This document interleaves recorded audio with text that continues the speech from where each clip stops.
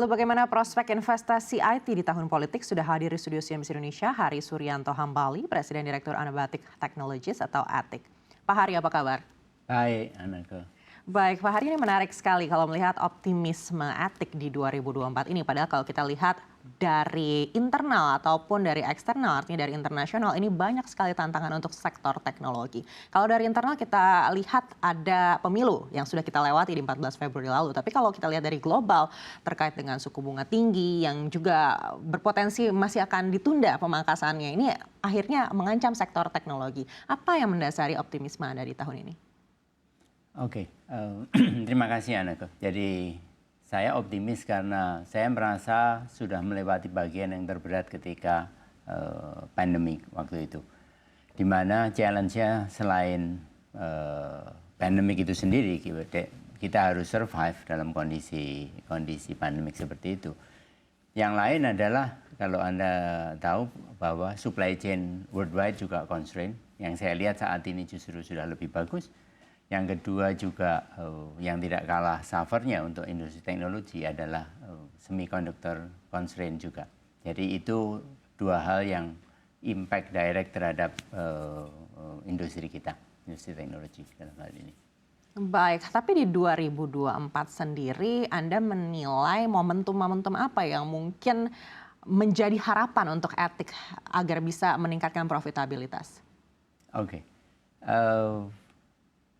Yang pertama tentunya setelah melewati, untuk internal Indonesia dalam hal ini setelah melewati 2002 pemilu yang saat ini, dan sebetulnya yang paling kita khawatirkan adalah prosesnya itu sendiri, tapi kelihatannya proses akan berjalan dengan baik dan berjalan smooth sehingga kita akan kembali ke bisnis.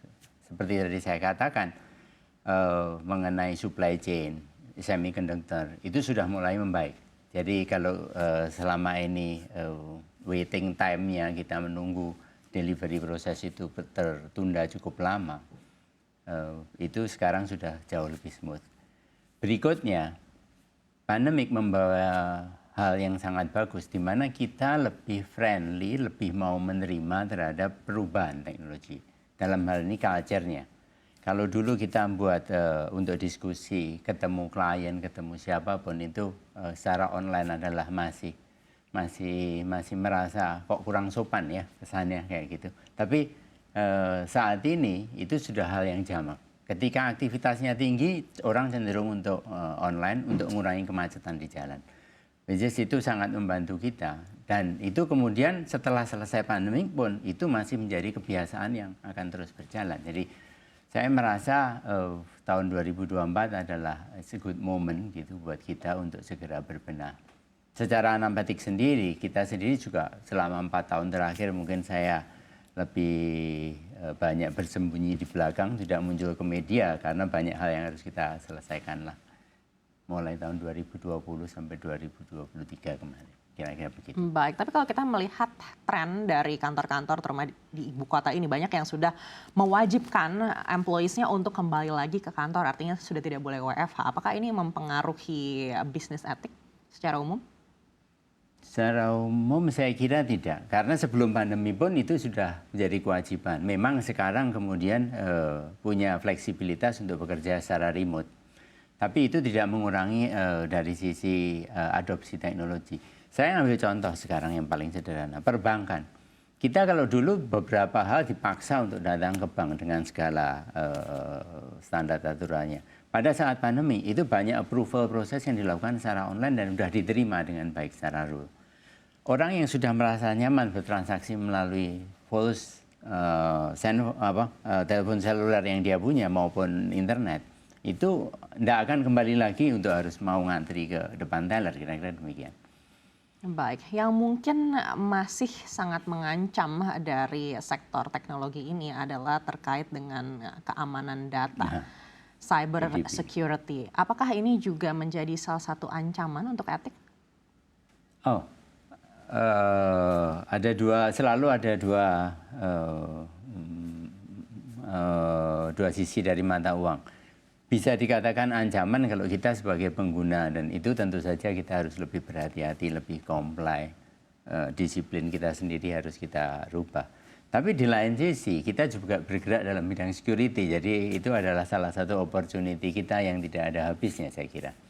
Baik, tapi kalau kita melihat para pelaku cybercrime ini kan terus-menerus berevolusi begitu, bahkan mungkin lebih update daripada teknologinya sendiri begitu. Apakah etik menemui ini sebagai sebuah tantangan yang besar? Pertama saya percaya bahwa teknologi tidak akan mundur hanya gara-gara itu. Yes, kalau kita bilang bahwa cybercrime, data privacy itu menjadi sangat penting dan makin lama makin penting karena dua hal itu saling terkait. Pertama, memang kita kejar-kejaran antara yang ngeprotek sama yang mau ngebobol gitu. Ya, itu akan ya seperti itulah yang kita harus hadapin. Makanya kita sejak kira-kira 5 atau 6 tahun yang lalu kita sudah memprediksi ini dan kita memang punya perusahaan security yang memang khusus untuk menangani hal ini kira-kira gitu. Gitu Ana. Baik, dan untuk tren ke depannya kita sudah melihat artificial intelligence ini menjadi salah satu yang digaung-gaungkan. Lalu bagaimana etik berusaha untuk mencapai tren tersebut? Oke. Yang pertama kita tidak akan avoid sesuatu yang baru ya. Jadi kita tidak menghindari sesuatu yang baru. AI sekarang udah bergerak di generasi yang next generation yaitu generated AI yang kita kenal dengan Gemini atau ChatGPT atau yang lain lah untuk ngikutin juga ke sana. Kita sendiri sudah invest. Jadi salah satu anak perusahaan kita, salah dua lah bisa dikatakan. Yang satu karena part of the Microsoft, dia sudah mulai mendeploy ChatGPT dalam salah satu produknya untuk bisa berkomunikasi dengan lebih baik dan lebih smooth dengan pelanggan. Yang satunya lagi bukan generative AI, tapi kita develop our own property, ya kita berharap itu menjadi salah satu tulang punggung untuk membantu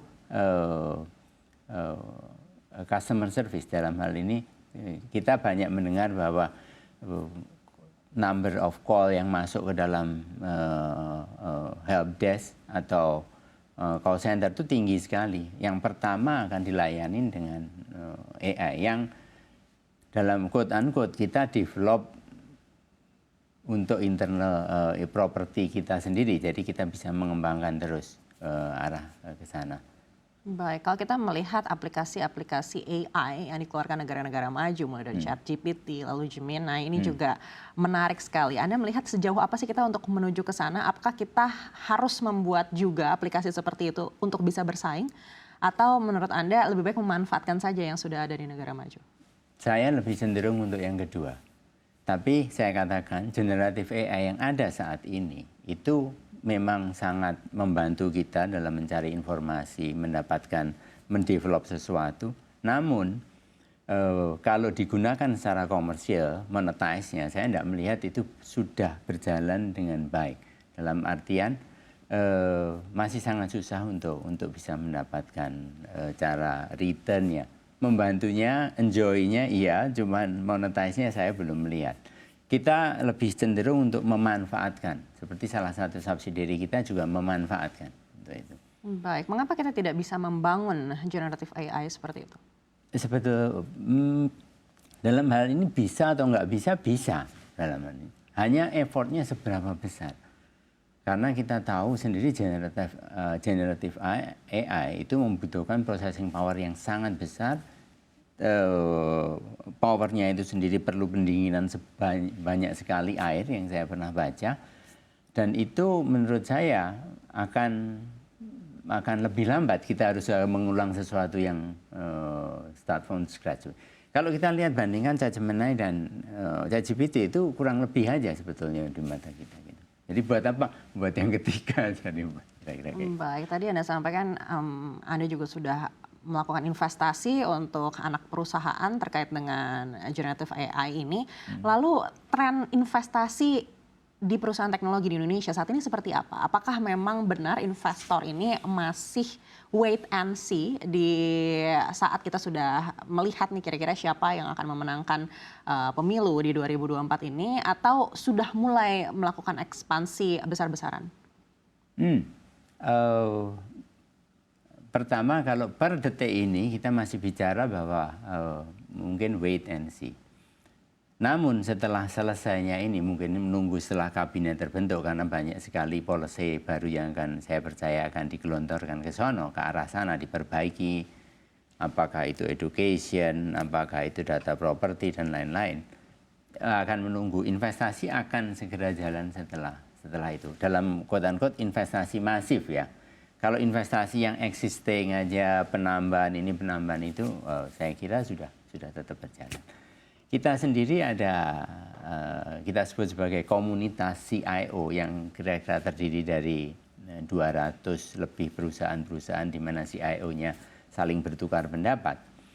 Dari survei yang kita jalankan sendiri, cross industry, tidak ada yang mengurangi atau melakukan ekspansi yang berlebihan hanya gara-gara pemilu. Jadi masyarakat lebih percayalah dengan proses yang ada akan berjalan lancar, kira-kira gitu. Baik, artinya meskipun di global era suku bunga tinggi ini mungkin masih akan berlanjut hingga akhir tahun, bahkan di domestik ini mungkin masih akan berlanjut di 2025.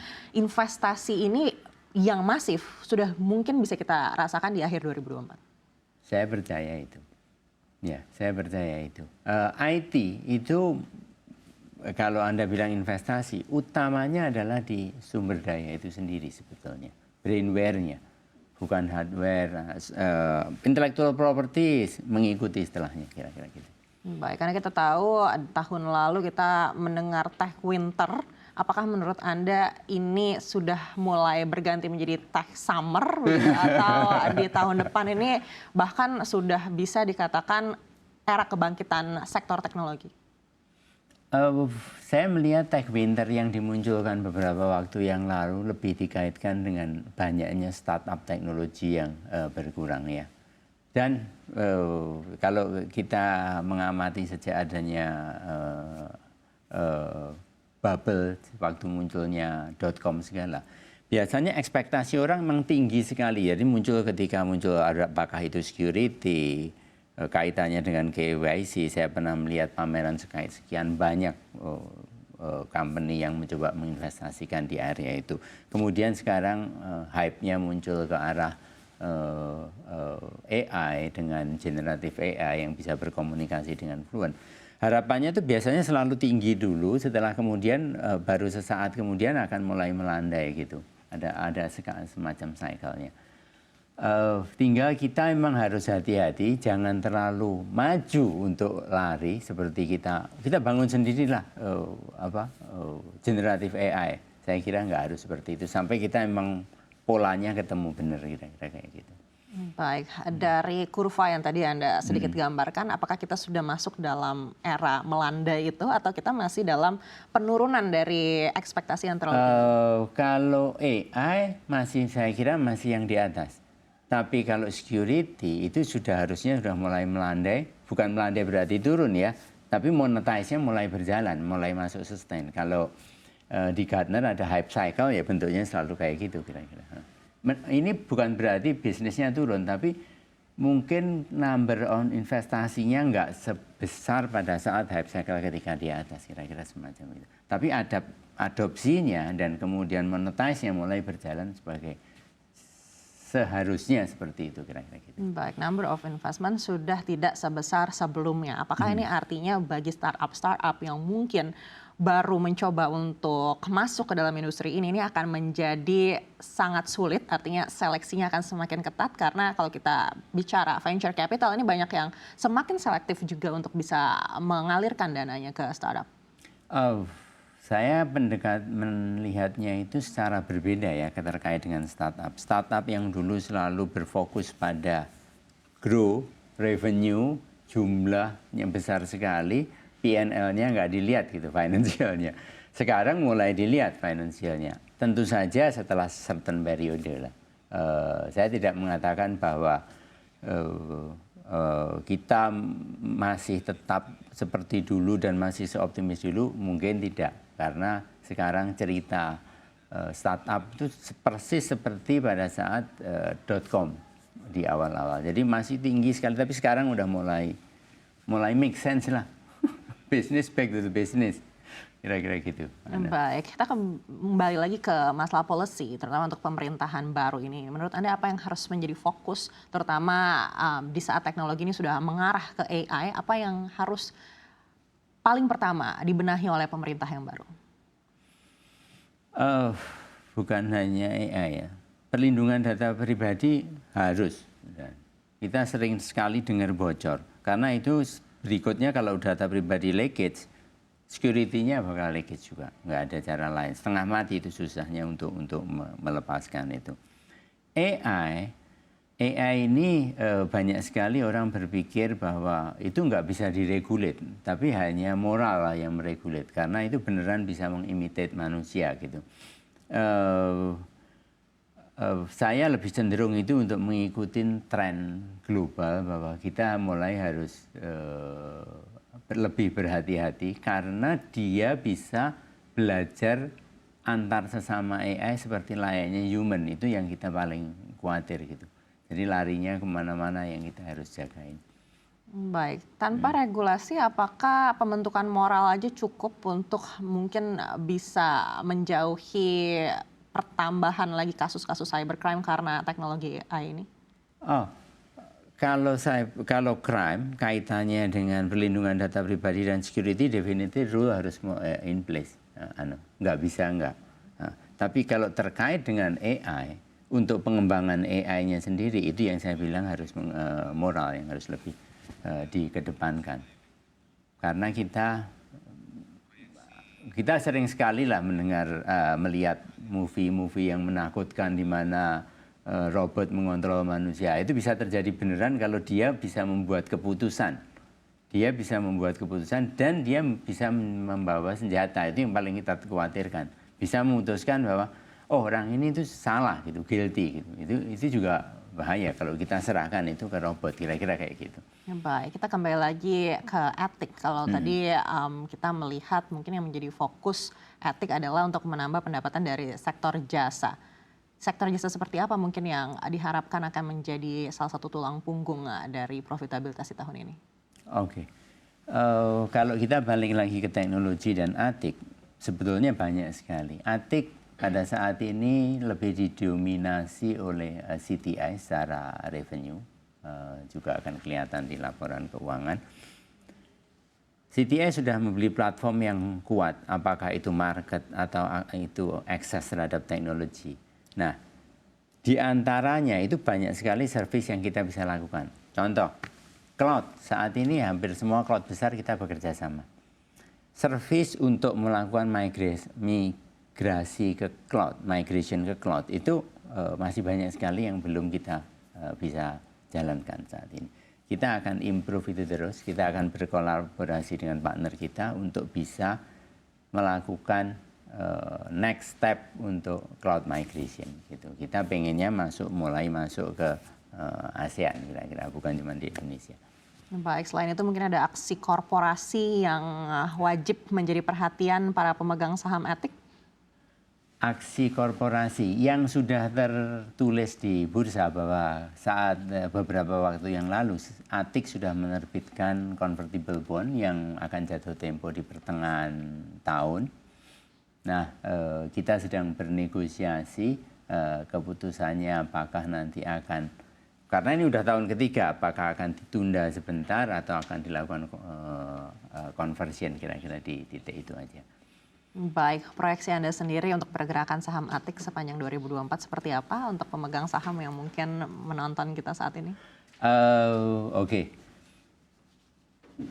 Begini, kalau harga saham ATIK itu bervariasi saat ini di sekitar 400-an lah kira-kira. Apakah menurut saya sih optimis, jadi karena saya sebagai CEO di situ ada tata keramanya kalau ingin membeli saham, tapi kalau saya akan beli kalau saya diizinkan bebas, kira-kira begitu.